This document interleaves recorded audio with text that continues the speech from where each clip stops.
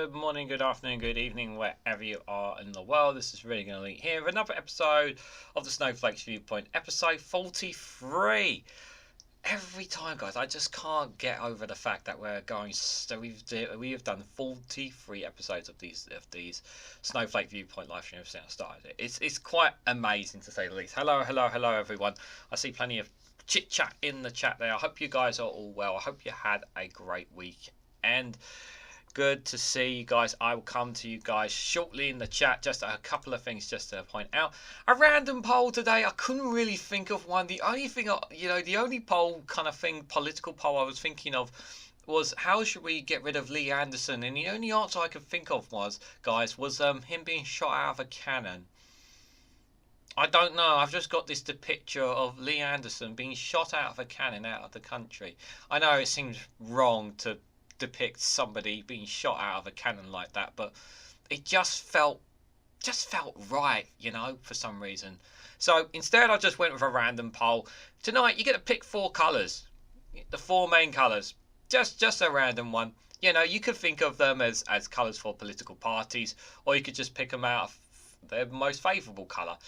By the way, if you pick blue, that does not mean you're a Conservative voter, by the way, just for the reference, guys. It is just for fun, that poll tonight. No political hee-haw whatsoever, so just a fun one for you guys tonight.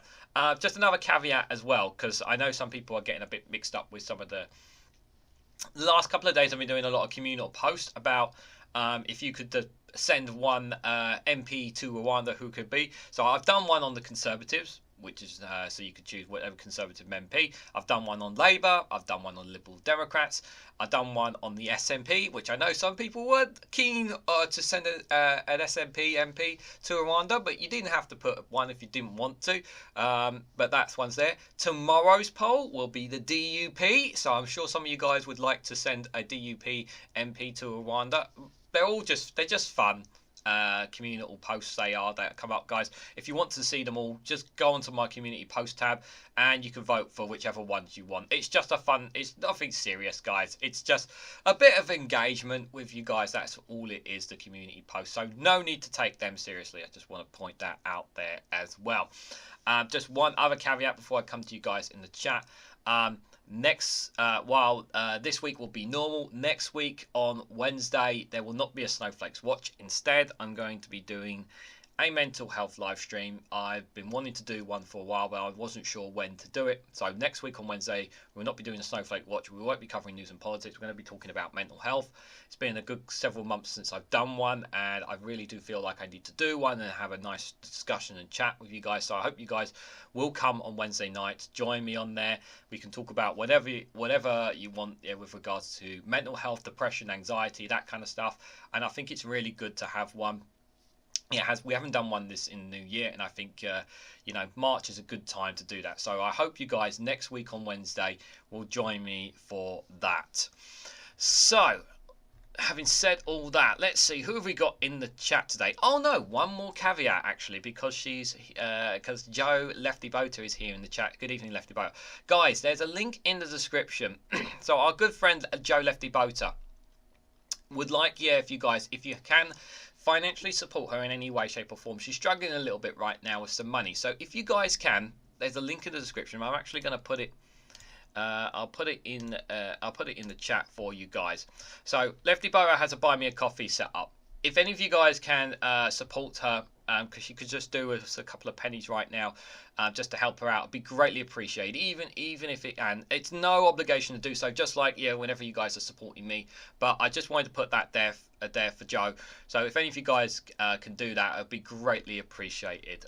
Just wanted to put that in for our friend. So links in the description, guys, if you want, if it's not there later on, by the way.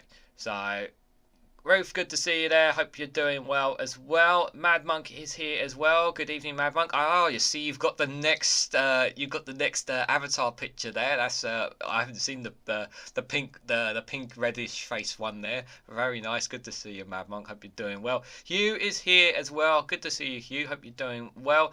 Jow is here. Good to see you, buddy. Hope you're doing well. Oh, hope you're all having a good weekend. Verti is here. Tory Brown says Verti. It is. They They are turning from the blue Conservative Party to the brown party. I think it's a fair way to say that. Good to see you, Verti. Hope you're doing well. Matt is here as well. Good to see you, Matt. Hope you're doing well. Hope you had a good weekend as well. Let's just see. Scroll down just to see if anybody else has joined. Not to see there. I can't see where to donate on the link. The link should be in the description. If it's, I did post it there, but just give me 1 second, guys. Let me just confirm there. I'm just gonna check the link comes. I did put the link there. Yeah, it does come up. Yeah, the link does come up. So I'm not quite sure, but yeah, I did put the link in the live chat. It's in the description as well. Ruth, if you want to have a look there as well. It is also on the Discord as well. She has put it on the Discord as well. So if you want to, if it's not working there for whatever reason, just go, you can do it on the Discord as well. The link for the Discord community is in the description as well, if for whatever reason it doesn't work. Okay, so let's dive into it, guys. So if you guys saw my community post a couple of hours ago, I'm absolutely fuming because yeah, this happened, and I'm not happy about this whatsoever. So the SNP were denied another debate on the Gaza ceasefire. So let's listen in, guys. Sorry, point of order, Stephen Flynn. Thank you very much, Mr Speaker. On a point of order, members across the chamber probably don't need reminded of events last week when an SNP Opposition Day, which we brought forward a motion seeking to ensure that this House spoke with one voice in favour of ensuring the release of the hostages that are currently under the control of Hamas, and also to ensure that immediate ceasefire took place to protect civilian life in Gaza. That SNP Opposition Day obviously turned into a Labour Opposition Day. And in that regard, Mr Speaker, you apologised to the SNP, and indeed you apologised to this House. You said, "I made a mistake. We do make mistakes, and I own up to mine. We can have an SO24 to get an immediate debate because the debate is so important to the House." Those were your words, Mr Speaker. In good faith, my colleagues and I sought to bring forward an SO24 debate which would have, amongst other things, sought to end the sale of arms to Israel, and indeed to ensure that this House said to the government that it must use its voice at the United Nations to exercise our view in favour of an immediate ceasefire. It's my understanding, Mr Speaker, that SO24 application has not been accepted. Can you please advise me when it will? Can I first of all say a great thanks to the honourable gentleman for giving notice of his point of order. The standing order says that I should not give the reasons for any decision regarding an SO24 application. Indeed, properly, we should not be discussing it when it's a private application of the Speaker. However, given the exceptional circumstance we find ourselves in today, my view is that I ought to nonetheless explain my reasoning. In determining whether a matter is proper to be discussed under standing order, I must have regards to two criteria. Firstly, the extent to which it concerns the administrative responsibilities of ministers of the Crown or could come within the scope of the ministerial action. I am satisfied that that matter does not relate to the areas of ministerial responsibility and falls within the scope of the ministerial action. Secondly, in determining whether a matter is urgent, I must have regard to the probability of the matter being brought before the House in time by other means. The House came to a resolution on this matter on Wednesday last week. Further, I understand the government. I further understand the government is ready to make a relevant statement tomorrow, so there is a very imminent opportunity for this matter to come before. For this important matter, for the matter to come before the House. That is why I've decided the application for an emergency debate should not proceed. That decision, of course, does not mean that members cannot apply for a debate at a later stage when circumstances might have changed. I don't think we need to hear any more. I think we get the point. Basically, he's pretty much said no, which I just think is just a bit annoying. Lindsay's still there. Yeah, he's still there. Just one other thing before we go to the article. I'm going to share this clip. I have not watched the full clip, but I wanted to get Stephen Flynn's reaction to it. This is his reaction. He was speaking to Sky News after the shout out to implausible blog guys. If you have a Twitter, please give him a follow. He gets so many of these great clips, just like Haggis. Really top stuff. So let's hear what Stephen Flynn had to say in response to this. So last week, of course, the SNP was denied it. By the way, if the volume is a bit fuzzy, just try to turn up your volume, because I can't do any more than that. So hopefully you guys can hear what he's saying. Vote on ensuring that we had an immediate ceasefire in Gaza, but also that we recognised the collective punishment of the Palestinian people. The Speaker apologised to myself and to everyone else for what had happened and said, come back and we'll have a debate. So the SNP, we came back today, we put forward a motion which would have a debate on ending arms sales to Israel, but also importantly, ensuring that the UK voted for an immediate ceasefire at the United Nations, a meaningful vote. The Speaker has told us we are not going to be able to have that debate and that vote. He promised us one thing and instead we're getting delivered another. Last week Westminster broke the rules. This week is breaking its word, and ultimately it's the people of Gaza who are at the forefront of all of this. And he's absolutely right. I'm sorry, like you can't. He made promises, and again he's shot the SNP out, shunned them out. And in my video before I had to delete it when this came up, guys, I basically put out this. I basically said, look, I'm not Scottish. I'm an Englishman. I'm part Welsh, part Irish. I have no Scottish blood in me whatsoever. Okay, I'm not biased towards Scotland in any way, shape, or form. But even I see what's going on here, and you only need to apply common sense to what's going on here. Yeah, if the Speaker wasn't gonna give an emergency debate, why did he give any incentive or any intrusive to the SNP that he was gonna give one in the first place? What was the point of him making that if he isn't even gonna do it? So what are you going to do now? There's already, I think, 77 names calling for the Speaker to go, including, I think, about 30 of your... By the way, that number is now 80 MPs. It's been updated. 80 MPs are now calling for Sir Lindsay Hoyle to go. Your MPs. What are you going to do now? There's obviously massive trust issues here. The Speaker of the House of Commons was very clear on Thursday that the SNP could have an emergency debate and a vote in relation to our views on Gaza, something we were denied on Wednesday. We wanted to have that debate on moving things forward, on refocusing back on the situation in Gaza and the challenge facing the Palestinian people, to end arms sales and obviously to ensure that the UK votes for an immediate ceasefire at the UN. We've been denied that despite the promises that have been delivered. You can't just break the rules and also break your word in a democracy, and I'm sure members right across all parties will be reflecting heavily upon that just now. Now, last week there were allegations that it was Sir Keir Starmer who put pressure on the Speaker. Do you think this time it's the government that's put pressure on him?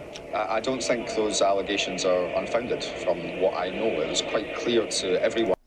By the way, just for the reference with regards to the allegations, so obviously we don't know that for sure, but the journalist in question is a very experienced long-term journalist from the BBC. He's not one of these like freelancers or like sit back ones. This is actually a journalist. I think he's got like, I don't know, I can't remember. Forgive me if someone can correct me, then the journalist's name in the comment section, but he's got like 18 years of experience or something like that, the journalist and I also recommend, guys, I really wish I put the link in the description, but I also recommend, if you haven't gone out of your way to see Big Madge's live stream on Saturday with regards to this, he had some very, very compelling evidence on the situation last Wednesday as well, which I thought was a very, very good live stream. I know it's a long one, but I would recommend going out of your way to check it out, because he really did have some debunking to some of the comments that Phil from A Different Bias had in his video with regards to the original ceasefire as well, which I thought was quite interesting to say the least. So if you haven't already, do go out of your way. I will come back to the chat after this clip, guys, don't worry. One who was on the Westminster estate last Wednesday that Labour delayed. Indeed, Chris Bryant said on Channel 4 last night that he was proactively delaying things to allow... Yeah, there was a clip from Chris Chris Bright. If you guys didn't see it on the Two Davies Dave McGuinness showed it on the live stream earlier today. Link for that, link for his channels in the description. You haven't already seen it, and you could see him smiling, like joking about it. It's just how obvious does it need to get? I mean. Now the time for Keir Starmer to go and speak to Lindsay Hoyle privately. As I understand it, the clerks were kicked out of the room. There was a private conversation between Sir Keir and Sir Lindsay, and as a result of that, Labour ultimately got their way and the SNP were put to the side. We were stitched up by the Westminster establishment, and in real terms we've been stitched up again here today. We've been denied the opportunity of ensuring that we can discuss and debate the real life issues that matter the most to the people in Gaza, and which matter to the people who sent us here to be their voice in Parliament. We've sought to be that voice for the voiceless, the people who are being bombarded in Gaza, to try and move this debate on, and Westminster is blocking us. If the government were to say, OK, we'll have a debate, there'll be a government motion, you could amend it, couldn't you? Put with it along the same terms as what you wanted to say in your motion. I would be willing to go in the chamber right now and have that very debate. I am extremely keen to ensure that we use our parliamentary time to talk about the big issues of the day. And one of the biggest issues of today is the fact that Israel is collectively punishing the Palestinian people for the actions of Hamas. This place must have its say. Parliamentarians must have their say. And now it appears to be that what Westminster wants to do is brush all of this under the carpet. We won't allow that to happen because the stakes are far too high. Last week you said the Speaker's position was intolerable, was the word you used. What's your view now?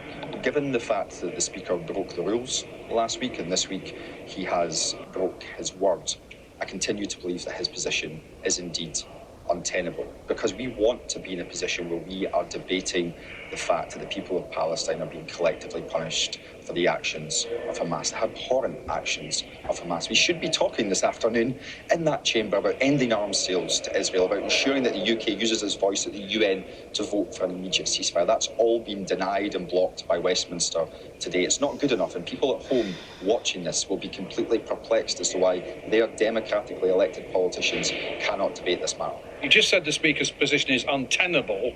What are you going to do to force him out? Well, of course, my colleagues and I have already signed a motion which has been laid in order to express our view that we don't have confidence in the Speaker. And if anything, today's events, I think, have proven that the words that I used last week were entirely justified. You cannot have a situation where Westminster promises to do something and doesn't deliver upon it. And as I say, I think people at home will look very dimly upon this latest debacle that's impacting Westminster. You haven't got huge support from Conservative MPs, have you? Only 30 or 40. Are you disappointed you haven't got more? Look, it's for those individual MPs to reflect upon what's best and what happens next. But I'm very clear that when the Speaker of the House of Commons comes forward and tells us we can have a debate on Gaza, we can have a debate on the collective punishment of the Palestinian people, to have a debate on ending arms sales, and have a debate on ensuring that the UK uses its voice at the UN to vote for an immediate ceasefire, that should be delivered upon. What we've seen today is the UK establishment say that can't be enacted. And for people watching at home, and indeed for parliamentarians, they need to reflect very heavily upon what happens next, because this is no way to run a democracy.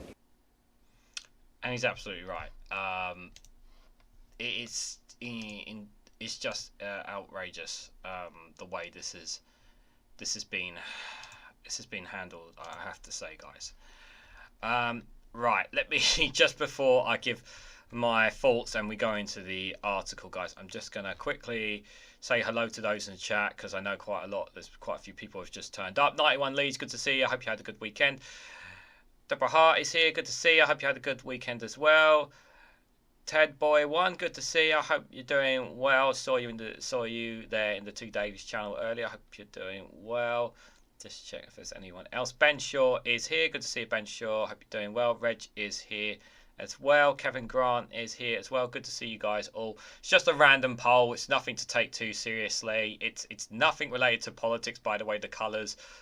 It's just a random poll, just for fun, guys. I still think, yeah, I wanted to do. I should have done a yes/no question. Should Lee Anderson be shot out of a cannon out of the country? I think that would have been a better poll in hindsight now. But hey ho. So this one, obviously, this article, guys, is from the BBC. Lindsay Hoyle rejects the SNP's request for emergency Gaza debate. So I feel like I'm kind of annoyed because I've done a video on this and I really got a lot off my chest about what's happened. So I guess I'm gonna have to get off my chest here, guys. So it's just probably going to be a long stream in doing so. Right, so obviously since last Wednesday when I last talked about it, obviously I only had a few hours to kind of engage my thoughts on the night. Since then, I have listened to Phil from Different Biases' point of view. I have listened to Labour Social's point of view. I have listened to No Justice's point of view. I've listened to Rob Spear's point of view. I've listened to All Shorts' point of view. I've listened to Big Marge's point of view. I've listened to different radio presenters and experts and whatnot. So I've listened to various different sides since that debacle last week on Wednesday. So I've had a lot to think about before talking about this again. So lots of different sides of the argument on this, and I really there's a lot of people's opinions I value a lot more than others, and I have to say that, hand on heart, guys, like I've said, I'm not a Scottish person. I'm not. I'm English, part Welsh, part Irish. I always have to plug that in there, and I generally feel that the SNP were denied last week, and it does feel a great deal of sense of injustice. Now, one of the arguments that people have made, whether you agree or disagree or not, is that so Lindsay Hoyle made the decision based on the concerns and on the concerns and the well-beings of the MPs. He made that decision based on the concerns and the security of the well-being of the MPs. And I have a very simple answer for that. Now, while I understand his concerns about the well-being and care for MPs and any MPs in that regard, and I think everybody here in the chat does not wish any ill harm or fate with any MPs. Nobody wishes death upon or any kind of assaults or whatsoever on any MPs for any of that matter, no matter how kind or vile that they are, whatever you may think of them. Why now? Where was this Sir Lindsay Hoyle, who was concerned about the well-beings of MPs? Where was he when we had the first motion? When we had the first motion? No, I'm not talking about last week. The last motion we had on the Gaza debate. Where was this Lindsay Hoyle then? He was not there. I don't remember, and you can correct me if I'm wrong in the chat, but I don't remember him saying that he was concerned about MPs' well-beings back then. Why all of a sudden is he concerned about them now? And the other point I have to make is that these are not kids. These are not children in the playground that Sir Lindsay Hoyle needs to look after. Yeah, these are grown adults. They are politicians. They know that a debate and something as big as this is very, very important for them. If Keir Starmer was generally concerned about his Labour MPs, and I think he is, then if he's that concerned, why not call for a free vote instead of this debacle of overriding SNP's motion? Let them have a free vote on it. Now, I know that, and I think that there are times where there are policies where instead of following the whip, you'd be given the allowance to freely speak and cast your vote from a moral point of view and from your constituency point of view. There are times where I think political parties should allow their MPs to freely vote with their conscience without the need of having to follow the whip. And I think, on this occasion, this is where Labour should have done that, in my opinion.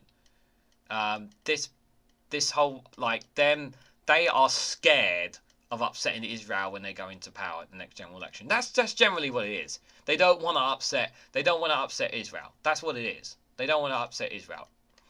And we all know that no matter what the vote's going to be, it's not going to make a difference. It's not going to make a difference what happens in Gaza. We know that. But it's about a moral point of view, the morality point of view here, saying that we don't agree with 29,000 Palestinians dying. We don't agree with the way that Israel are handling this situation. We don't agree that shutting off the taps, shutting off the electricity for children is right. We don't agree with that. And I think the House would agree. You think all MPs in that House would actually believe that and say, you know what, it's not right. But it's so it's too political rather than talking about the morality of this situation. It's about taking a stance here. And the way it's been handled, it's been so poor. And I really hope Lindsay Hoyle does get the boot. I generally hope he gets the boot because his position is untenable. He's been undermined by Keir Starmer. I'm sorry, but there were ways for Keir Starmer and Labour to get out of this, and he could have called a free vote. I didn't hear from anybody, no YouTubers or experts, anyone talk about why not casting a free vote. From no one. No one asked that question. Why? Why was that question not brought up? The opportunity is there to put that in. And nobody talked about that. These are not kids, they are adults. And yes, there are times every day MPs get death threats and emails and that. And it's sad that some MPs actually have to have police security or bodyguards with them. It is sad. I understand that. But what happened last Wednesday, what the Speaker did is allow, in a way, he allowed outside interference to affect the decision. Because you are succumbing to, if you think about it, guys, yeah, because we're talking about, obviously, the concern and the well-being of MPs, right? Yeah? Well, if I'm an MP, you know what I would have done? I would have said to them, Mr. Speaker, why are you giving in to the pressures of outside terrorism or the fear of what citizens might do or say? Why are we giving in to them? Why are we not standing up to saying, no, we're going to make our own decision. We're not going to be intimidated by people outside this house. We make our own decisions. Isn't that what they're supposed to do? No, they obviously didn't do that. But that's how I generally feel, guys. That's how I generally feel. Dave McGuinness, good to see you, buddy. Hope you're well. No worries, mate. I hope you had a good day anyway. What democracy? Yeah, good question, Matt. What democracy? Oh, I'm still looking for it. I'll have a look in the couch. I'll have a look behind the couch later. Saying Hoyles into the Lords. Yeah. So let's read into it, guys. So Commons Speaker Sir Lindsay Hoyle has rejected the SNP's request for an emergency debate on Gaza. He said he understood the government was ready to make the relevant statement on Tuesday, so that there were upper opportunities to MPs to discuss the issue. Now, what do you think the government is going to do on this issue? Do you actually think the government is actually going to give SNPs any favours whatsoever? I don't think they give two Fs about the SNP. And I think they were just playing into it, the government. I generally do. He comes after last week's debate on SNP's call for an immediate ceasefire in the conflict, ending in chaos. The SNP said Westminster was failing the people of Gaza by blocking the vote. The party have requested a fresh debate on the motion, which could mandate the government to take concrete steps to make a ceasefire happen, including its position on the United Nations Security Council to vote on an immediate ceasefire and halting the sales of arms to Israel. Yes. But he stopped that. However, the Speaker said the Commons rules and emergency debate had to be on the issue ministers have responsibility for, and there must be no other ways MPs could discuss it. So Lindsay told MPs that the SNP's application for a debate did not meet either criteria. That decision, of course, does not mean that members can't apply for a debate at a later stage when circumstances might have changed, he added. So we're going to wait for a couple more thousand people to die, and then maybe they'll have another motion on it.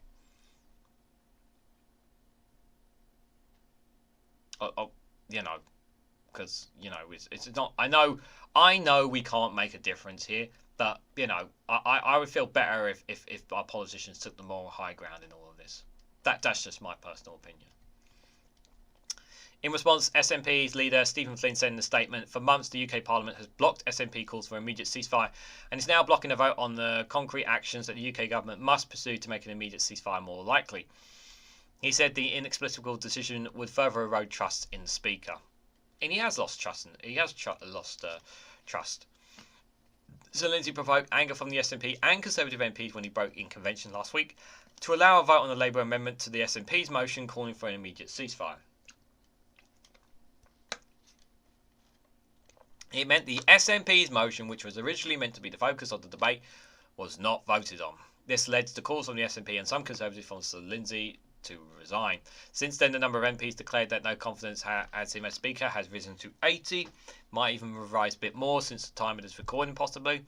So Lindsay, who has already apologised for handling the issue, has previously indicated he would allow fresh debate under emergency rules. Mr Flynn said the Speaker broke the rules and this week has broken his word. And pretty much the rest of what he said is pretty much what we heard from the what we heard already, guys. So yeah, it's from Flynn. So yeah, it's pretty despicable to say the least. I'm going to come to your comments in a second, guys, but I've got a crazy random vote. Don't take it seriously. The colours do not mean politicians, so you don't have to vote. I know you guys are not intentionally not voting blue just because you don't like Tories, but it does not mean if you vote blue, it does not mean you are a Conservative voter. It's just a random thing, guys. Red, blue, green, or yellow. Pick one of the 4 colours. So I can see many people are not picking blue for political differences. And who the hell are you? Who the hell is he? Ollie? Who the hell is he? Doesn't look like a mini cookie monster. I don't know where he come from. I don't know how he's standing on top of the lava lamp like that. I'm extremely confused. I'm not going to touch him because I don't know what he is, but he's some kind of cookie monster. Well, Ollie is here. Ollie's not happy. Ollie's unhappy because of what happened with the vote. So Ollie's really angry today. So it's going to take a lot to convince Ollie. The orb and the lava lamp is here in all its glory. But yeah, I don't know who that person is. I'm very concerned. Let's see what you guys are saying in the chat. Jao says cookies. I haven't got any cookies here, Jao. Oh, sorry. Voted red. When I see red, I see red when I see a politician. Says good choice. I like that. Jao says I heard some Asian commentators calling the UK the new European paper tiger.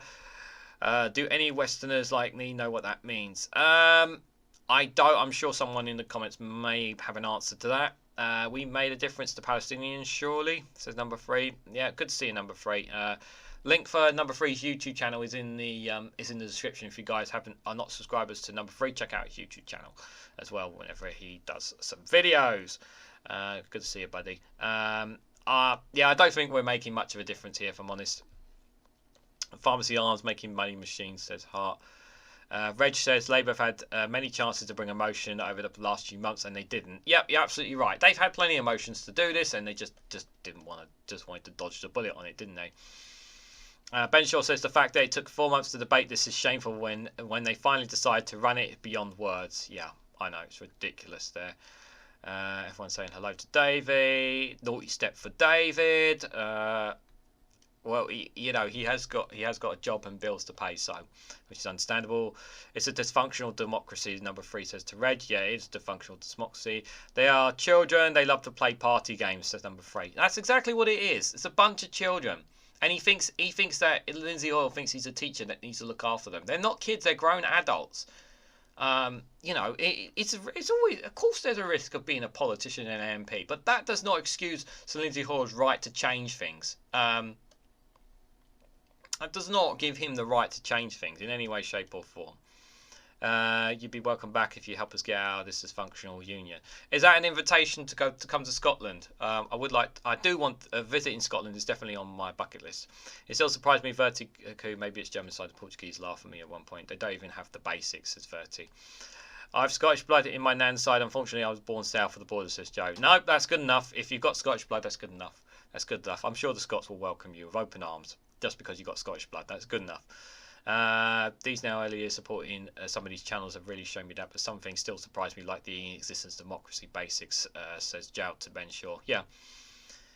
Hoyt should go. Who should replace him? That's a question. Who do you guys actually think should replace Lindsay Hoyle? Like, out of all the MPs there, who actually do you think should replace Lindsay Hoyle? I'm honestly, I'm not sure.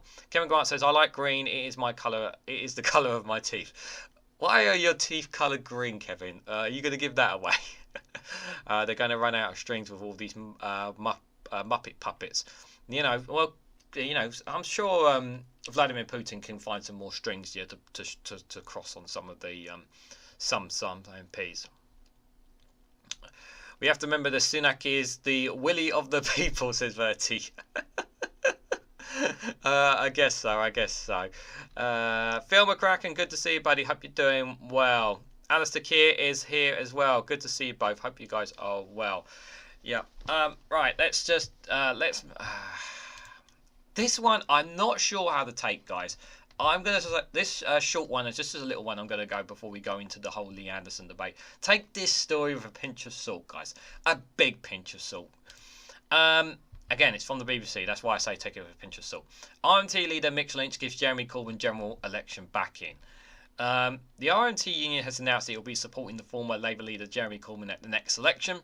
Jeremy Corbyn is the independent MP for Islington North, a seat he's held since 1983. Last year, the 74-year-old was banned from standing for Labour, having been suspended from the parliamentary party over the antisemitism row in 2020. The RMT leader Mick Lynch said the union would back Mr Corbyn should he run for his seat again as an independent. This is I don't know. I think this is an interesting point of view. Now, I find it really interesting because Alistair Keir, thank you so much for that £2 super chat. Ian Blackford, Speaker of the House of Commons. Oh, that would be fast. That would be a good one. I like that one. That's a great one. Thanks for that super chat. Yeah, I think Ian Blackford would be a great speaker. That would be very good. I just love it. He just slapped down everyone around. I think he would definitely bring some stability in that house. But somehow I just don't think an SNP is going to get that chair for somehow. It would definitely be interesting to say the least. I think it would bring a lot of stability for sure there. Sammy Wilson for Speaker. His face would be the beacon of earth. J-Rat, what are you up to? Good to see you, buddy. No, we don't want Sammy Wilson. Good God Almighty. Oh, I'm losing my train of thought, guys. But just on this, I would just say, like, probably not going to read the whole thing, but I think it's interesting, even though that Mick Lynch has is calling to people to back Labour and back Keir Starmer, and he's also calling to back Mr Corbyn. It's very interesting to say. He said, we will support all sorts of people at this election because we're not affiliated, Mr Lynch told the War on Want conference. He added, we will support landed candidates, we will support socialist candidates. We'll be supporting Jeremy Corbyn at the next election. What's his angle? Is it just, like, it's like, I generally hope Jeremy Corbyn wins as an independent. I really do. Because I think, he had some good policies. I really did think he had some great policies in 2019. For all the thing about anti-Semitism, I did think he had some great policies. So I actually do. I actually do hope he gets the seat again. It's expected the former Labour leader standard independent next year, although is yet to be confirmed. Mr Corbyn was suspended from the party. Yeah, we don't need to read all that bit. But interesting. It's interesting that Mick Lynch is endorsing Jeremy Corbyn. So I'm assuming the RMT are going to, if they're giving their backing to Jeremy Corbyn, does that mean they're not going to give their backing to the Labour candidate who's going to stand against Jeremy Corbyn as in that seat? Just an interesting thought there, guys. Just an interesting thought. So this next one, guys. Oh God, I was tempted to get a clip from Lee Anderson that just came up literally 30 minutes ago from GB News, but I think I'll save you guys the thought of listening to Lee Anderson today. So Lee Anderson stands by his attacks on Sadiq Khan and launches a fresh broadside. The former Tory deputy chair says, when you think you are right, you should never apologise because it would be a sign of weakness. It's not a sign of weakness to apologise. It's a sign. It actually makes you stronger when you it can actually make a person stronger when you actually apologise. Did you actually know that? It's actually a really good thing to apologise when you've made a mistake, because you actually learn from that mistake. This is something that this man has no understanding of whatsoever. This guy's a drifter. He is a racist. Yeah, let's just call him what he is. He is a racist. His remarks were out of order, disgusting, and despicable. And he's already made terrible remarks already. So is he joining Reform Party? I haven't seen confirmation of it, Phil, but I'm 90% sure he's going to join Reform. I don't see the reason why he shouldn't at this point. there is still a possibility he may even get back into the Conservative Party. I don't know what the hell's going on. I mean, I listened to what Robespierre was saying on his videos, and it wasn't the fact that he was. It was just because he refused to apologise for his comments. If he apologised for his comments, he would be allowed back in, which is it's just so ridiculous. And the thing is that the thing is, it's not the fact that he, as well, whether he says sorry or not, or whether he's let back in the party or not, it's not the thing that really infuriates me, guys. It's the fact that he's made the comments and they're out there, and people will take it in, and people will believe it, and people will fall into this premise that there is a conspiracy out there.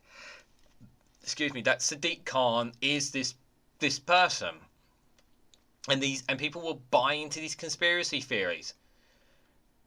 Lee Anderson is someone who should be at CPAC, because that's how crazy this guy is, and he's a despicable man. He really is, and the sooner he gets kicked out of politics, the better. I generally hope he loses his seat.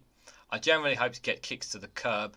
I would really like to go down. I want somebody, whether it's from Barline Times, Times Radio, or or Politics Joe, whoever. I want them to go down to his constituency and ask him how, and put those comments that he made, to the people there is it Ashford? In Ashford, I believe he's from, his constituencies, and ask them, like, do they agree with his comments? Do they agree with his comments? I wonder how many of them are going to answer that. That's the thing. Yeah, that's right. Yeah, he for not apologising. That was it. Not the words he used for. Yeah, that was the thing. That was the thing that was infuriating the most. That was the thing that was infuriating the most. It wasn't the fact that he used the words. It's because he just lost the wit for not apologising. Like, I'm sorry. But sorry is not in his vocabulary. Losing my goddamn words now. It's absolutely cowardness not to admit one's mistake. Yeah, absolutely. He's a coward. He is a coward. Didn't he get sniggled at? What was the vote that we had there where he got sniggled out as well? Wasn't there? Oh God. He's a spy. What was that? There was a vote, wasn't there, on something very, very important, and I've totally forgot because my brain is scrambled. And he got laughed at or something by Labour MPs, and he chickened out or something because he got sniggled at. Yeah, it's pathetic. I'm going to come to Liz Truss a bit later, guys, don't worry. So Lee Anderson stood by his comments that lost him the Tory whip and launched a fresh attack on Sadiq Khan, as the body for Muslim Conservative members said was seeking an urgent meeting with the government figures. The MP admitted that his words last week had been clumsy, but said in a statement via GB News, where he was presented the weekly show, that they were born out of sheer frustration out of what's happening to our beautiful capital city.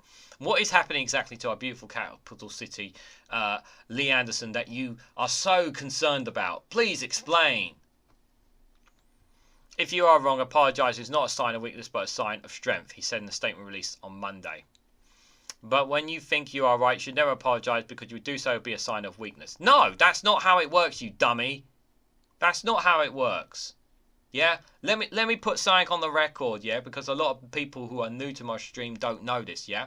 Here's one for you, yeah? Yeah, I'll show how big of balls that I have of him, yeah?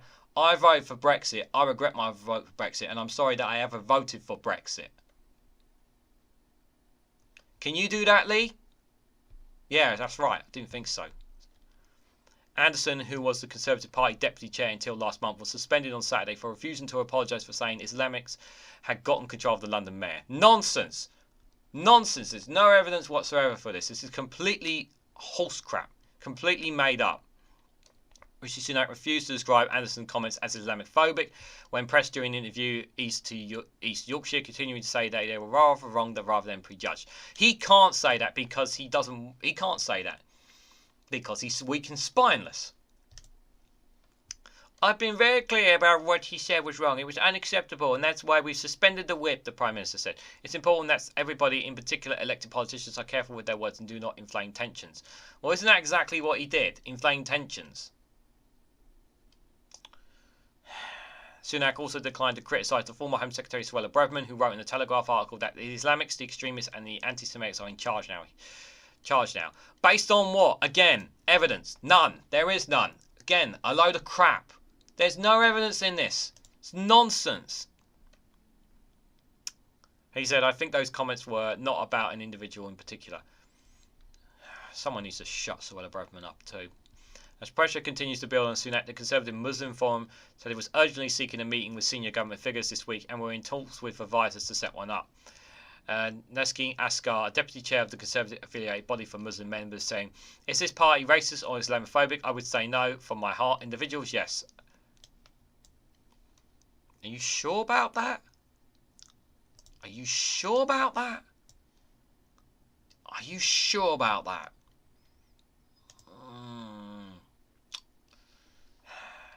Never forget what happened in 2020. Absolutely.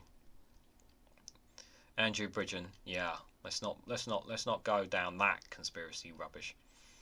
Are these people pandering to the vote based on their seat? I can't see what's going on. If he's doubling down on the comments, then the party should absolutely have a word with him. I was hoping that the suspension would be enough.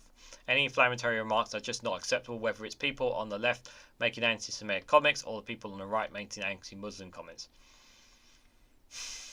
Anderson admitted in his statement that some people found his comment divisive. Nah, you don't say, Lee! Politics is divisive and I'm just incredibly frustrated about the abject failures of the Mayor of London, Sadiq Khan, he said. Well, the candidate, is certainly, the candidate to challenge Sadiq Khan is certainly one that can stand up, you know. I mean, it's not like she doesn't know how much a bus fare in London costs, isn't it? Oh, wait, she doesn't know how much a bus fare in London cost. She doesn't know a lot of things about London, actually. If you don't know what I'm talking about, check out her interview with Susan Hall's interview with Nick Ferrara in LBC. You'll know what I'm talking about. Yeah. I mean, here's the thing, like with Sadiq Khan, and I've got my polling card for it, guys. Now, he's not perfect by any stretch of the imagination, but he's so much better than what Conservatives have to offer. It just is. Again, there's always room for improvements with mayors in any stretch of the imagination, but like the Conservatives have not brought up a decent candidate, even a decent candidate, to challenge Sadiq Khan. So I don't, you know, I think it will undermine some voters, but I think if anybody votes for Susan Hall, I think they've absolutely lost their bloody minds, because the woman doesn't even know how much a bus fare costs. I mean, if you're not even going to know that, like, how on earth can you run London if you can't even know a simple thing like that? Yes, it was one of the Rwandan vote when Anderson got sniggered at by Labour MPs. Yes, thank you, Hugh. Thank you for reminding us. Thank you. It was the Rwandan vote. Thank you for reminding us. Yeah. Do you guys think, just out of a random question, I should have done the vote on this, but do you think Lee Anderson should be shot out of a cannon out of the country? Would you guys like, if it was possible to put Lee Anderson in a cannon and shoot him out of the country, would you vote for that if you had the choice, guys? Answers on a postcard. If these marches were something less fashionable, Sadiq Khan would have been the first to call for them to be cancelled as double standard for political benefit. Nothing wrong with what they're doing. It's perfectly legal and they're perfectly right in their right minds to protest. They're not doing anything wrong. Gavin Barnwell, peer and Labour former Chief of Staff Theresa May said Anderson should not be allowed back into Parliament until he's made a genuine apology. He's never going to do that. In terms of what happens next, I think if you're going to let anyone back in, you want to be convinced an apology was genuine, he said. I think it's pretty clear that the language was used, it was used with the intention of stirring up religious hatred and division. There are some Tory MPs, by the way, who are not happy that he's lost the whip as well. There are many MPs who are not happy with it. Downing Street said the government did not tolerate anti-Muslim hatred in any form after Sunak's spokesperson was challenged over his refusal to refer specifically to Islamophobia while condemning prejudged generality. Carney's Conservative challenger in the London mayoral elections, Susan Hall, who doesn't know how much a bus pass costs, presented a united front on Monday where they both called for zero tolerance on racism in the contest. We are facing some very difficult times in the politics of extremism, division and blame becoming more mainstream, Carr wrote in an article published by The Standard. Also writing in Standard, Hull said, I may be one of Sadiq Khan's biggest critics, but I also see the monstrous abuse he gets as one of the country's most prominent Muslim politicians. Yeah. And he does. He gets them just for being a Muslim, which is outrageous to say the least. Just going to have a quick look in the chat before we go to the funny video here. Just to see what you guys are saying. Braverman, I trust, are true Tory 30p leads are just changing a payslip, says Matt. That's true. One Angry Pagan, good to see you, buddy. Hope you're doing well. Hope you had a good weekend. All Father guide you, says Jal. New leader of reform, or whatever they are called this season. Lefty Boater says yes into shooting Lee Anderson out of a cannon. I'm glad I'm not the only one. Which direction? Certainly not to the west. Out the Scots would fancy being fired in northern direction. No, I would not shoot him up north to Scotland. God, no, I would not do that. I would not subjugate the Scots to 30p Lee Anderson. No, I would not do it. I'd just shoot him out into the ocean, if I'm honest. The system is screwed at the moment, says number 3. Yeah, Braverman is smart number 3. Lee is not. Braverman is one. And one dark horse you should keep an eye out, guys. Don't forget, Priti Patel is one dark horse that could end up being an opposition leader as well. Keep your eye out for her. Just because we're not hearing much about it, doesn't mean that she ain't in the shadows. The Tories were on the morning rounds refusing to call his word Islamophobic. Yeah, that was embarrassing. I saw the video from Politics Joe this morning. It was pathetic. Absolutely pathetic. Braverman should lose the whip. She should do, but we know she's not. Did he say the woke refugee small boats would be the Tories would fight the general election on what they... Yeah, they said they were going to do a fight on culture war, didn't they? I was just an old pagan saying, says Jal. That's all right, no worries. Good, all good. Liz Truss for Speaker, number 3. Please, don't. She wouldn't even. She would lose control of them. She'd sit her down in that chair. No, she wouldn't even get to the chair, let alone actually be a speaker. He lost the whip. Yeah, I've read that bit already. RMT is one of the few unions not affiliated to Labour. Yep, that's true. Lee Anderson looks and sounds like a predictable IQ. Doubling down means confirming he will. Nadine Dorris for Speaker. Don't be silly, number 3. Now you're just getting silly. Yeah. And Jal's plugging a few stuff at the top there. Thanks for that, Jal. Appreciate you. Okay, guys, let's take a little break. Let's have a little bit of a funny video for you guys. I'm so glad Michael Spencer's finally doing a funny video here. I hope you guys enjoy this one. We're going to have a little bit of fun here. This is The Room. This is from Michael Spicer and his YouTube channel. A link is in the description for the funny video. I hope you guys enjoy this. It's The Room Next Door, Liz Truss and the Big Pie. It's the knife in here, right? So just try and put her off by doing that thing that you do with your eyes, nothing. What happened was that the pound slumped, interest rates shot up. Keep staring at her with disdain. It's all you've got at the moment. Pretend that she's a pound. Accept. We should have laid the ground better. We should have laid the ground better. Principally by not lining it in the first instance with bear traps and fire.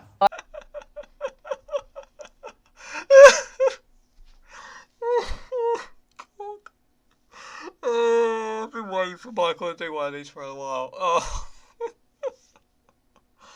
oh Jesus. Oh, don't worry, guys. We got more Dizzy MC Liz at the end of the live stream, guys. Oh, God. Alistair Keir is a member for 2 months. Welcome to the 2 Members Club, Alistair Keir. Thank you so much for being a Snowflake Enforcer for 2 months. Greatly appreciate it. Thank you, buddy. I hope you guys enjoyed that funny video. Oh, that was hilarious. Great video by Michael Spicer. He's the link for the video is in the description. If you're not a subscriber to his channel, please go and subscribe to it and do watch it on there, guys. He's absolutely fantastic guy. He really is. Ah, dear. Guys, while you're here, but just before I switch over, he's still here. I don't know who he is. Some kind of cookie monster. Just not to upset the cookie monster. Please hit the like button. Be greatly appreciated and share this across social media if you haven't already. Ollie is still upset. Well, we did have a super chat earlier, so you shouldn't be too upset. And by the way, what would really make Ollie's day, if you can, if anyone can support Joe Lefty Boaters in any way, shape or form, please do. There's a link for her Buy Me a Coffee in the description down below. If anyone can give her a helping hand with any pennies, would be greatly appreciated. Our good friend Joe Lefty Boater, you can do. It will definitely turn Ollie's frown upside down if anyone can do that as well. So the Auburn lava lamp are there in all its glory. So links are in the description if anyone can do that as well. Speaking of Liz MC Dizzy Truss, guys, going to this one.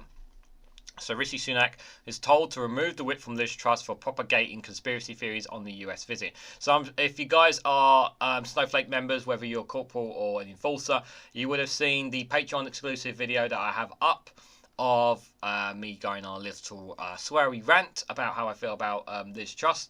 That video is going to be taken down by tonight, midnight tonight. I'm going to be taking that video off because it is a Patreon exclusive only video. So if you want to see it on YouTube and you guys are not a member, consider subscribing for 99p. You can check out that video before I take it down.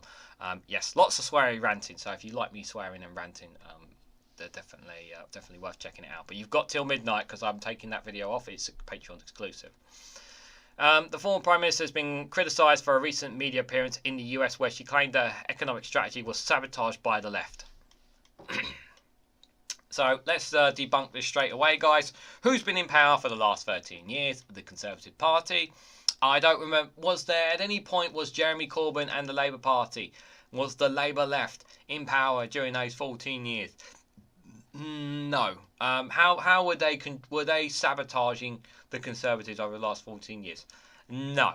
The Conservatives have had a majority for 14, well, not 14 full years, but pretty much from 2015 they've had full power to do whatever laws and that they want. So what's this left? I don't know what she's talking about. It's pretty bonkers on it. Cottages don't have pies, they are inanimated. Ah, interesting. I'd have a face like cookies if I was sat on the lava lamp, says Joe. It is quite hot though, but I still don't know who on earth he is and how he got there. There is this moderator that never appears called Cash Dummy on our Discord server. I think it's his son.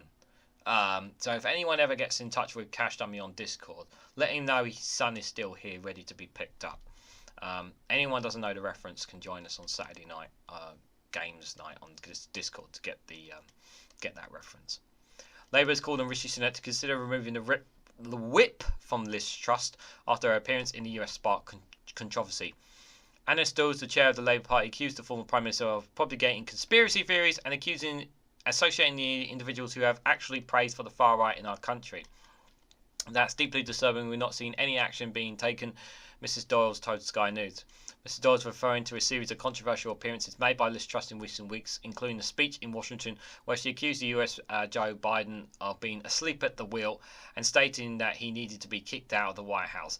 Now, if I'm absolutely honest, accusing Joe Biden of being sleepy at the wheel and need to be kicked out of the White House, they're not exactly the most controversial comments. I think, yeah, that you know, some of the comments from other people were a lot worse. They're not the end of the world. I think we both know. Guys in the chat, I'm pretty sure you like America having to choose between two old white men is really not fair on them. I don't think Nikki Haley is gonna. I think Nikki Haley is on her last legs, and I think this Saturday she's gonna finally be forced out of the race altogether. She's put up a great fight, but I just think she's too far behind now to take on Donald Trump at this point, if I'm honest. But from a Democratic point of view, like they really dropped the ball in sticking with Joe Biden, in my opinion. That's just me. I'm British. What the hell do I know about America? Ms. Truss had used a talk at the Conservative Political Action Conference, CPAC. For some reason, I always think of why I've got Tupac in my head when I think of CPAC. I don't know. There's no connection whatsoever to this. In the US, to claim that her efforts to slash taxes were sabotaged by the administrative state and the deep state. Nonsense, bollocks, pack of lies again. There is no evidence to support any of this. She and her Chancellor crashed the economy. Everyone told her and she didn't like it. The former Prime Minister, who only lasted 49 days in office and her letters lasted more than 49 days, her mini-budget spooked the economic markets, also been criticised for taking part in an interview with Donald Trump. Controversial former strategic Steve Bannon and remained silent as he praised the former leader of the far-right English Defence League, Tommy Robinson, as a hero. I've got an article you guys have probably already seen the members come up from Byline Times that will drop either tomorrow or the following day on this a bit more. The former Conservative Chancellor Sadiq Khan was among those to criticise Miss Truss for failing to challenge Mr Bannon, writing on X, "I hope every MP would confront such a statement head-on. Liz Truss should really have known better." Liz Truss does not give a damn about you, Savage Javid. She really does not. He won't remove the whip from Truss. She has a safe seat. I think he's spineless, Sunak. He won't do anything. Miss Truss also claimed in her speech that Conservatives are now operating in what is a hostile environment and that the left-wing elites will be aided and abetted by our enemies in China, Iran and Russia. The senior Tory complained about how her attempts to rule the UK were foiled by the left and that the West have been run by the left for too long, despite the fact that Conservatives have been in government since 2010. Miss Truss also claimed the left did not accept that they had lost at the election and weaponised institutions like the judicial system. What? What did not accept? On what premise? What? Wait a minute. Where did Labour say that they had not accepted their loss of the election in 2019? What on earth is she talking about? Crazy woman. In an interview with Mr Barron after the speech, she also said she was willing to work with Nigel Farage, the former UKIP and Reform Party, to change the Conservative Party. Labour's criticism of Miss Truss came at the same time as the Conservatives are engulfed in a row over Lee Anderson, the outspoken MP for Ashfield. Yeah, we've already covered that bit. Yeah, we've already covered all that bit. So, yeah, crazy. I mean, Sunak is spineless, guys. Let's be clear. He's spineless. He's not going to do anything about it. It's so frustrating to say the least. It's crazy. Just absolutely mind-boggling crazy. Why we still have why Liz Truss is still around. I mean, and the thing is that if she's allowed to keep her seat, it means those voices are still going to be there in the houses. And I hope people do try to tactically vote her out. You know, there is going to be some tactical vote in her constituency to try and oust her. I really hope there is. I know it's a long shot, but I really hope so. You sounded like the 10th Doctor then. Lol. What? What? Says one angry pig. Yeah, Dizzy Lizzie Truss is just absolutely crazy. I just don't understand I just don't understand why people listen to her. You know, if she ends up like if she wants to stay in America, go and stay in America. Don't come back here, please. Like, give up your seat and please go to America, because we don't want you here. I know the Scots don't want you. I'm sure most of the English don't want you. Please. You know, if you want to be a part of crashing the American economy, you know, go right ahead. But please stay away from us. You know, we don't want to associate ourselves with you. So, still got that crazy random poll up, picking out of 4 colours. It's interesting. 24 votes so far. We have 29% each for green and yellow, 17% for blue, and 25% for red. Guys, it's just a random colour poll. It does not mean you are affiliated with a particular party in picking a colour. If you vote blue, it does not mean you're a Conservative. If you vote red, that does not make you a Labour supporter. If you vote yellow, that does not make you an SNP supporter. If you vote green, that does not make you a Green Party supporter. It's just a random poll tonight. Just a random one, just for fun, guys. When Labour forced through that Brexit thingy and tried proroguing Parliament and lied to the Queen, I was absolutely shocked that they had so much control. Yeah, I mean, that was just... you're absolutely right, Phil. It's just absolutely insane. It was absolutely insane that when that happened, and they were allowed to get away with it. They blatantly lied to the Queen as well. I voted green for Celtic. Yeah, I can't vote because I'm the user, but if I would have voted for green. No, actually, I would have voted for blue because blue's my favourite colour, if I'm honest. if I'm absolutely honest, guys. So I got 2 more articles for you guys. This one here. This is an exclusive. I'm not sure if I'm going to read the whole thing or not. I might do, I might not. But it's just a poll. Take it with a pinch of salt, guys. So, exclusive from Sky News. More than 40% of the public think Labour still has anti-Semitism problems. Poll share with Sky News revealed.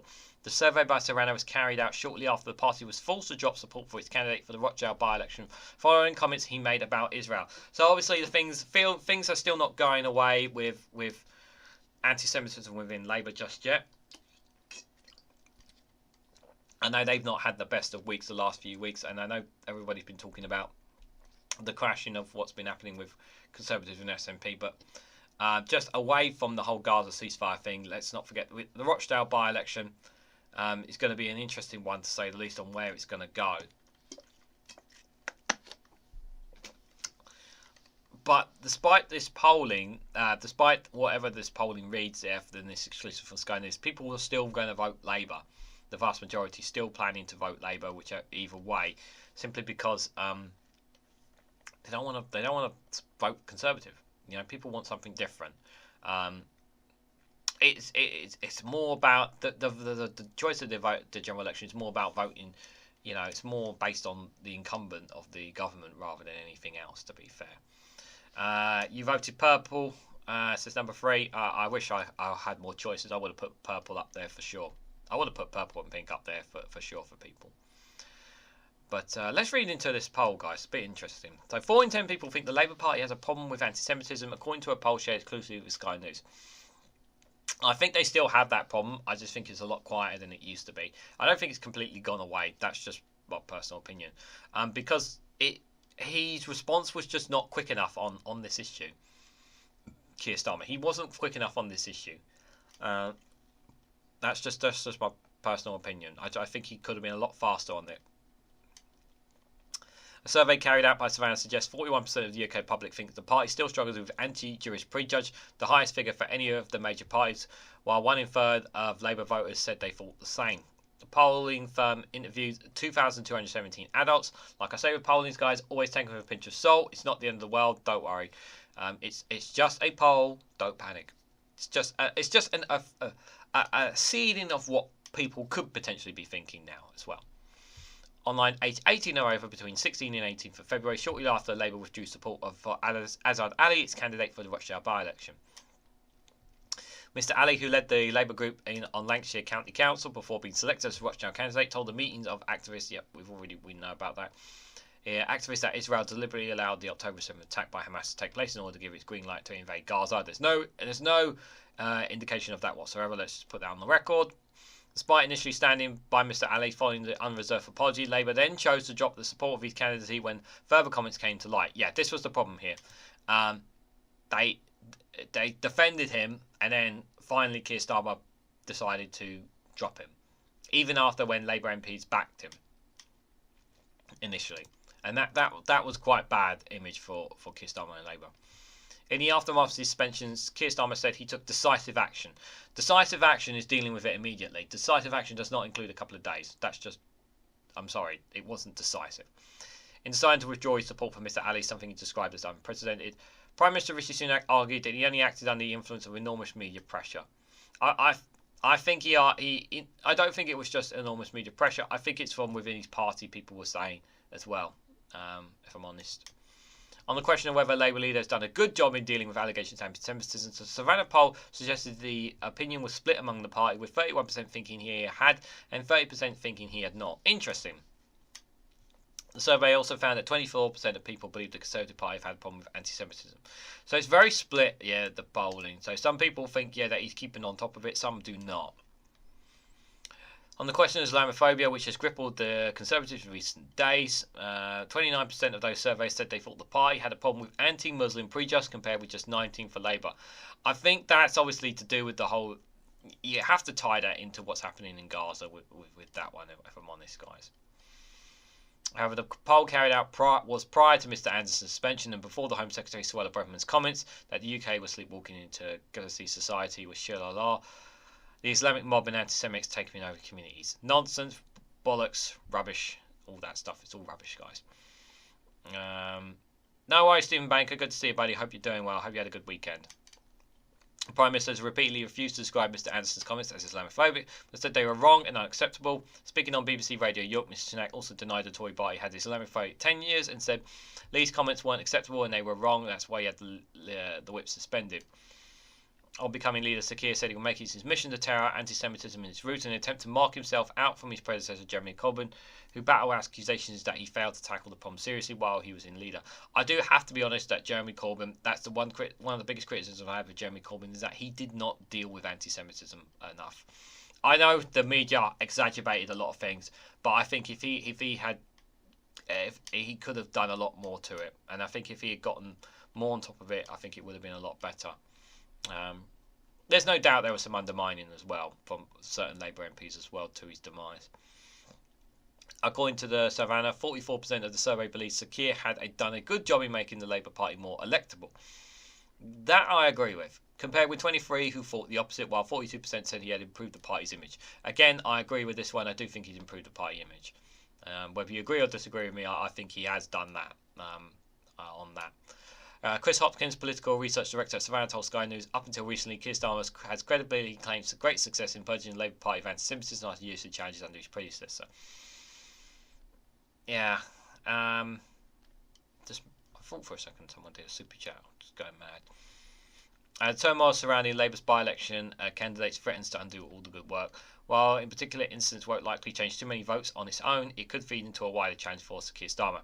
Getting lots in the polls, still don't know what to make of the Labour leader or where he stands. His slow response could feed into the narrative used by his opponents as he acts based on self-interest and not his principle. On the issues of Islamophobia, Mr Hopkins says polling on the public's perception of Islamophobia in the Conservative Party took place before the multiple allegations of anti-Muslim discrimination engulfed prominent members of the party, including Lee Anderson. With 1 in 3 of the public thinking the Conservative Party has a problem with Islamophobia, this is a serious challenge for government. So this was before the Lee Anderson thing as well. It's important to point out. Spokesperson said Keir Starmer has changed Labour, so it's unrecognisable from the party of 2019 and has pulled out anti-Semitism by its roots. We will continue to fight anti-Semitism. It has no place in the Labour Party or the wider society. Well, obviously, we're expecting that comment. Keir Starmer's decision to withdraw support from a parliamentary candidate during a by-election is unprecedented and shows that the Labour Party has changed. I will say, though, that on that, it has, he was late to respond to it. He was late to respond to it, but I do think that it was a big decision for him to do that, and it does show that he had the courage to do it. Because if he easily could have just let it go just to win the seat, but no, instead he sacrificed the seat on a principle point of view, and I am going to give credit where credit is due there on that. Conservative Party spokesperson said investigations and subsequent independent reviews, both conducted over several years by Professor Schwartz, found no evidence of institutional racism in the Conservative Party. I call bollocks to that. Sorry, I'm just going to call it what it is. Guys, if you are in the Rochdale by-election, make sure you vote for Raven Sabina of the official Monster Raving Loony Party. No, I'm kidding. Please don't vote for George Galloway in any way, shape or form. Please vote for somebody who... Please don't vote for for Conservative Reform or anybody else. Yeah, vote for the official Monster Raving Loony Party. We would love some Monster Raving Loony Party members in the House of Commons. I think it would be fantastic. What do you guys think? What do you think, Weird Cookie Monster? Would you like a Monster Raving Loony Party in the Houses of Parliament interrupting everyone? I think he would. I think he would, guys, if I'm honest. Ollie, listen, Ollie, I know you're upset about the SNP motion. It's okay. That you know what David McGuinness says. Eyes on the prize. That is going to come. Independence is going to come for the people of Scotland. Don't worry, and you're going to be very happy that day. I know you are. It's all right. It's all right. Our friends are going to be all right. Just going to. I'm going to end the polling for that random polling just because I did one last year and I forgot it. But just want to say thank you everyone who voted for that crazy random poll. We do have a winner. Yellow got the most votes out of 27 people who voted. 25% voted green, 22% red, 18% voted blue. Thank you all for your votes and contributions to that random crazy poll. Just a bit of fun there, guys. Don't take it seriously. It's all a bit of fun. Just like all the community posts I'm doing about shipping an MP to Rwanda. Don't take them seriously. All those polls. Tomorrow's one is the DUP one, so feel free to pick out a DUP member that you want to send to Rwanda.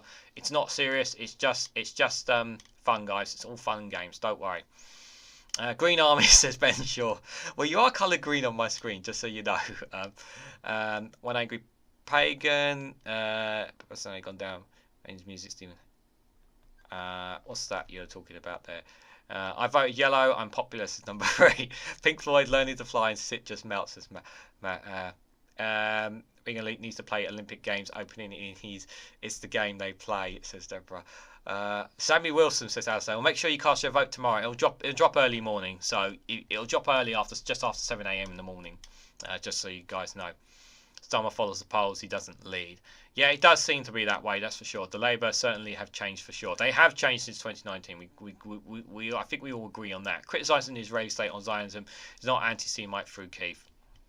Yeah, he's turning a blind eye to it. We know that for sure, Phil. Absolutely.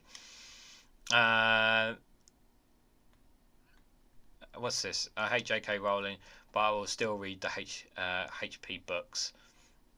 You read whatever you read whatever you want. One Angry Pagan basically said he did not need the European fans who tour whenever he wanted, including the EU and other nice. These German fans also got nice words, and I'm German, so double insult to me. Just don't. I'm sure he didn't mean it intentionally. If he did, I hope not. Anyway, Jow. I hope not. Anyway, I'm sure One Angry Pagan did not mean to upset anybody. Anyway, let me. It was about Maiden and Bruce Dickinson. Well, as long as you're agreeing to disagreeing respectfully, that's all cool. You know, it's all good. Anyway, guys, let's move on for the last story, guys. I know it's been a long one. Guys, just remember, if you guys want to come and hang out with me in the chat after the show, I'll be on the Discord server. The link is in the description. I'll put a link in. I'm sure someone will put the link in at the end of the show. I've got one more for you guys. I know it's getting long. But if you guys want to come and hang out with me, if you've got no work tomorrow, maybe you're taking it easy and an easy night, if you want to come and hang out with me, you can do as well. So, last story for you guys.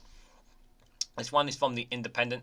Hundreds of small boat migrants charged with illegal entry into the UK after new powers are coming to force. Teenagers among those convicted are sent to adult prisons charity stays. I hate this. I hate this new power. I hate this government. I hate them so much. To treat people so insufferable who are coming from difficult situations, whatever they may mean. There is a very, very, very small minority of people on those boats that come to the UK with the intention to do harm. And it's so sad. It's really a sad state of affairs. He's not a very clever man. He's more concerned about heating his horses in his stables than he is about the well-being of people crossing.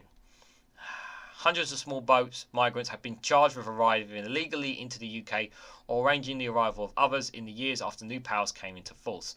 The new analysis from the University of Oxford and a coalition of charities show that in the year following the expansion of the government's new laws on restricting channel crossings, the Nationality and Borders Act, some 240 small boat migrants were charged with illegal arrival to the UK. Of those, 165 were convicted. Data from June 2022 to June 2023 showed these prosecutions have largely gone unreported, but last week's asylum seeker Elabama Bar was convicted of manslaughter after he piloted unseaworthy dinghy across the channel. The boats got into trouble on the 14th December 2022, results in the deaths of 4 fellow migrants. Barr had told the court that he tried to back out of piloting the boat, but smugglers threatened to kill him if he did not. In June 2022, the Nationalities and Borders Act explained the introduction of offence to illegally arrival into the UK, punished up by up to 4 years in prison. What space? We don't have any space in prison. Have we got any space in prison? Have we got any space in prison? Listen. Our prisons are getting so cramped, there's not even space in the cleaning cupboard for them. That's how pathetic it is. That's an absolute joke. A more serious offence of facilitating arrival was also added with the maximum penalty of life imprisonment.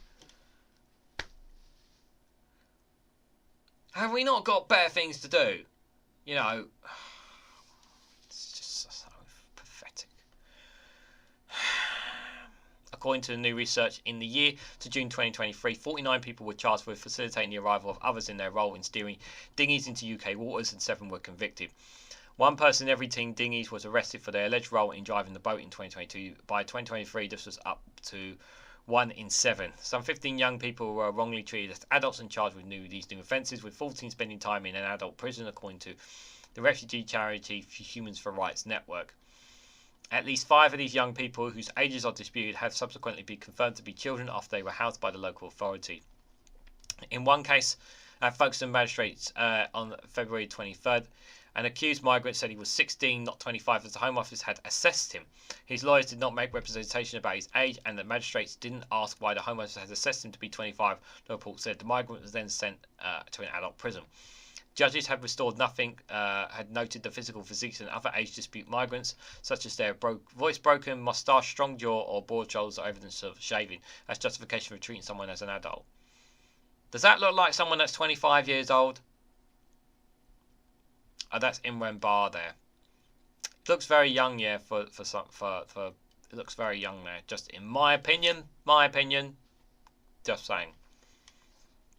While the Syrian refugee Zan, interviewed by researchers, described seeing teenagers in prisons at HMP Elmwood Kent, said the teenagers, when they came to prison straight away, they stopped eating their meals, they stopped communicating, they moved a young person to the full floor with high-risk prisoners. After 1 month, he started becoming very skinny, knowing he started to get mental issues. He thought the guards were out to kill him, sent by people in his country.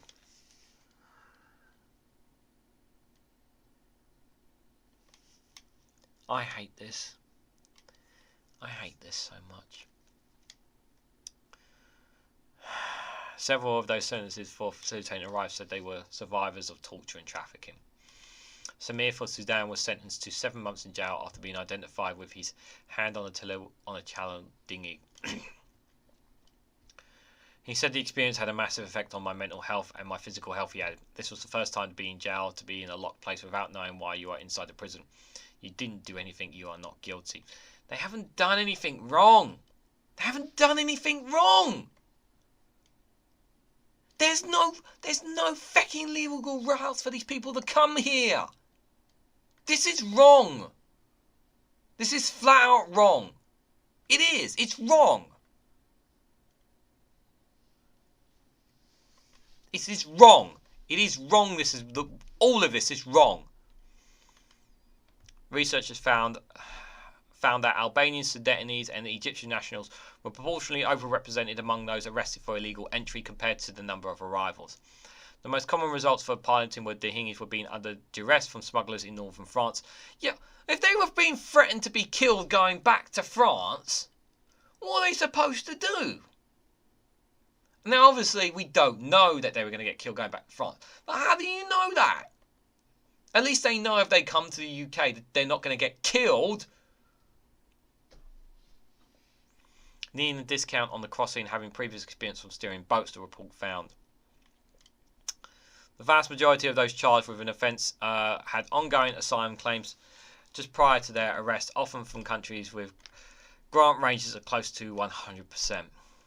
A latest government figure showed that more than 2,000 migrants have arrived in the UK so far after crossing the Channel. Of those, 290 people making the journey in 5 boats this Sunday, the highest number making the crossing in a single day for more than a month. For the analysis research of more than 100 court hearings at Folkestone Magistrates Court and Canterbury Town Court, data was also collected at Freedom of Information request to the Home Office and the Ministry of Justice.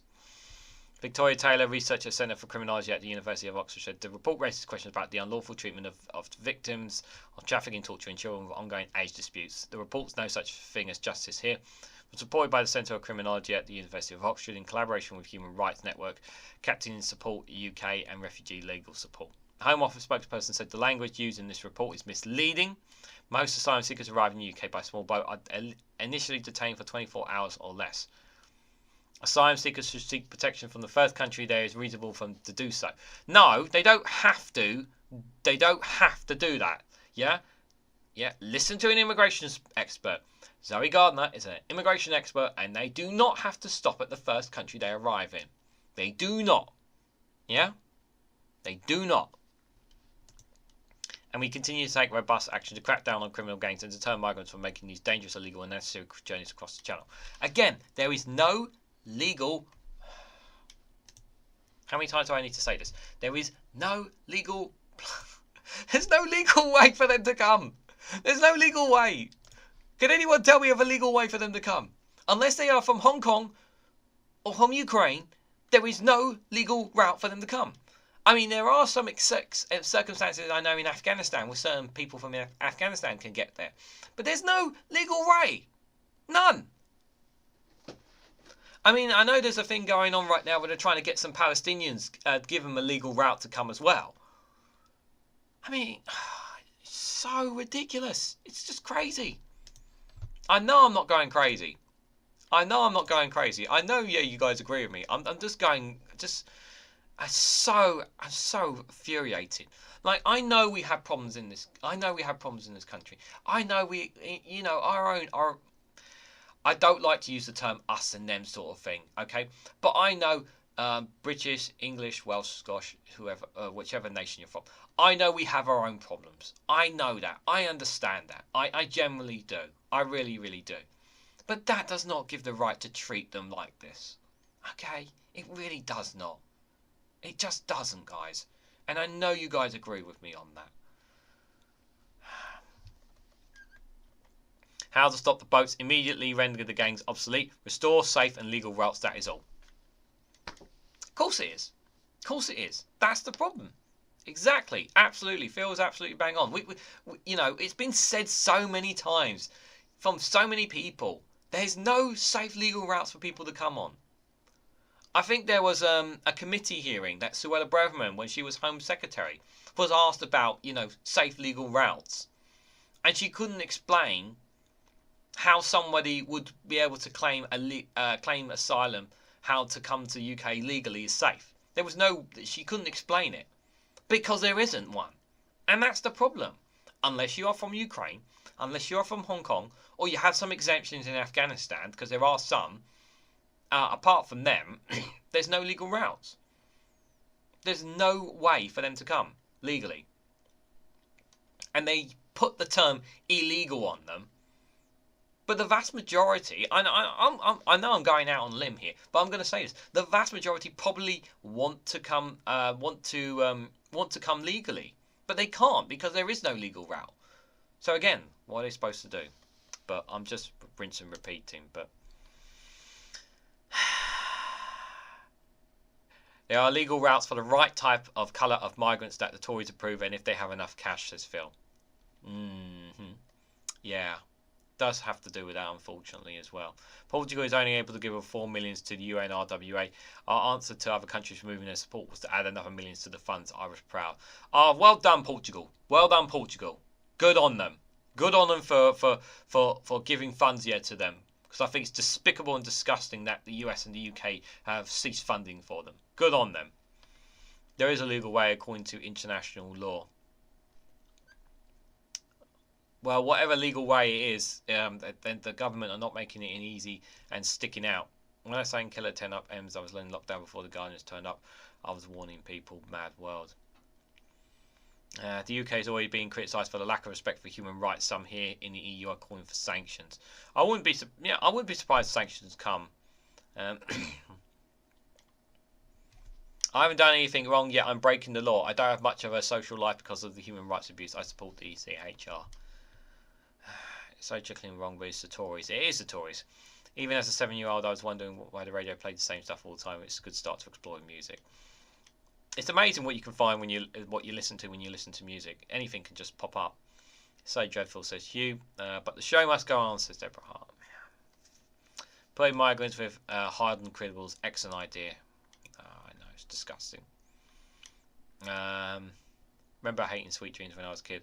I imagine not all, many bands have been up in arms of rules meaningful UK tours. Yeah, the music industry has suffered as a result of Brexit as well. Yeah, absolutely. Tories just can't help themselves, to Stephen Banker. Yeah, I know. So guys, we've just come, I mean, we've gone well over time, so I'm going to head straight into the live chat just before our final video. But I just want to say a massive thank you to everyone who's come here today. Thank you for those who've given super chats today. Thank you for those who've renewed their memberships today. Greatly appreciate it. Obviously, guys, just a reminder, if you can, before we go, if you can do anything, the link is in the description. If any of you can support Joe Lefty Boater with her in any way, shape or form, please do. Her buy me a coffee link is in the description. If it's not working, try the link on the Discord server as well. Be greatly appreciated. Any support for her would be greatly appreciated. Yeah, I don't know anything about the cookie here, but Ollie will be a lot better place later on. But yeah, they just wanted to say there. Thank you guys for coming along today, guys. I really appreciate it. So many of you guys interacting and talking in the chat. I really do appreciate everybody for your support. So yeah, guys, just before we go, we got one more funny video, guys, before we see ourselves out. So I'm just gonna say before we do, guys, have a great week, look after yourselves, take care and all that. I'm probably going to say it all again at the end of the video. Actually, yeah, I'll do it at the end of this funny video. So guys, we got another funny Liz Truss one of the best people to act in Liz Truss' stead, the great Nadine Skinner comedy, guys. I hope you guys enjoy this. Why is it not on the right track? Why is it not on the right one yet? But yeah, I hope you guys enjoy this. I have not listened to this one, so I'm looking forward to listening to this one. So I hope you guys enjoy this. Look, Mr. America, I'm not saying I'm a perfect person. I'm better than that. I got loads of people being mean to me, but I am the bigger person because I know that they're just out to get me. Now, I do admit I went full throttle on, how do Americans say, your asses, but that's it. I was still the best pupil. It's not my fault. It was the usual suspects, the deep fakes, you know, the students from the Bank of England class, the press class, the environment class, IMF, who should know better. They ganged up on me. And also Biden with his Bidenomics crew. I mean, imagine that old group trying to have a go at me. They're practically dust. All the groups have a go at me in the playground, and that's not fair. My Cheeseonomics didn't even get a proper show and tell, and I had loads to show you, including my pork chop, pies, and nuclear weapons. Boom! Look, the lesson I've learned is that everything I do is right. Even when I was head girl, it wasn't enough. But now I've graduated and I've grown up. It's clear that the whole system is wrong. Democracy, shitocracy. Too many people are getting an equal say. We should be listening to just one voice, my voice. So I'm going out to buy a big off bazooka to make you all listen. I'm the king of the castle and you're the dirty wokey rascals. Everyone will listen to me, the one supreme leader, Liz Trussalini.